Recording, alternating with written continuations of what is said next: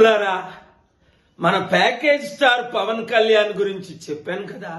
మోదీ శంకనెత్తుకొని నాతో పవన్ ఉన్నాడు, పవన్ లో మోదీ ఊడిపోయాడు. ప్యాకేజ్ స్టార్ పవన్ కళ్యాణ్కి నోటా కంటే తక్కువ ఓట్లు వచ్చాయి బర్రెలెక్క కంటే. కొత్తగూడెంలో పవన్ కళ్యాణ్ వెళ్ళి క్యాంపెయిన్ చేస్తే 1922 ఓట్లు మాత్రమే వచ్చాయి. సిపిఐ అత్యధిక మెజారిటీతో గెలిచింది. అది ఈరోజు పవన్ కళ్యాణ్ ఫాలోయింగ్. అర్థమవుతుందా ఇప్పుడైనా? ఇంకా పవన్ కళ్యాణ్ ఫ్యాన్స్ ఎవరైనా ఉంటే, అదే తెలంగాణలో మనకి సింబల్ ఇవ్వకపోయినప్పటికీ ఆసిఫాబాద్ లో క్యాండిడేట్ పెట్టాను చూద్దామని 2552 ఓట్లు ప్రజాశాంతి పార్టీకి వచ్చాయి. అది మన సత్తా. కనుక ఈ ప్యాకేజ్ స్టార్ 25 సీట్లకు అమ్ముడుపోతాడు అన్నాడు, 24కే అమ్ముడుపోయాడు. అది ఓడిపోయే సీట్లు చంద్రబాబు నాయుడు ఇస్తున్నాడు. డబ్బుల కొరకు ఎందుకు ఈ బతుకు?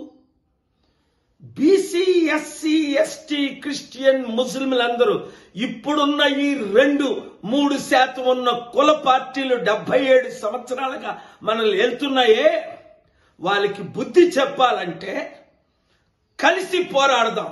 175. చాలా మంది అడుగుతున్నారు పవన్ వస్తే ఒక 50 సీట్లు ఇస్తామని. స్టెబిలిటీ ఉంటే ఏమైనా యుద్ధం.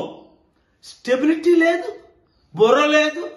మోదీ అంటాడు, వైసీపీ అంటాడు, ఒకరోజు తిడతాడు, టీడీపీని పొగుడుతాడు, మరలా వైసీపీ బాగా పనిచేసింది అంటారు, అరెస్ట్లు అవుతారు.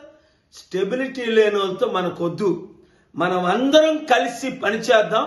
7569441275కి మీరు కాల్ చేయండి, గ్రూపులు పెట్టండి.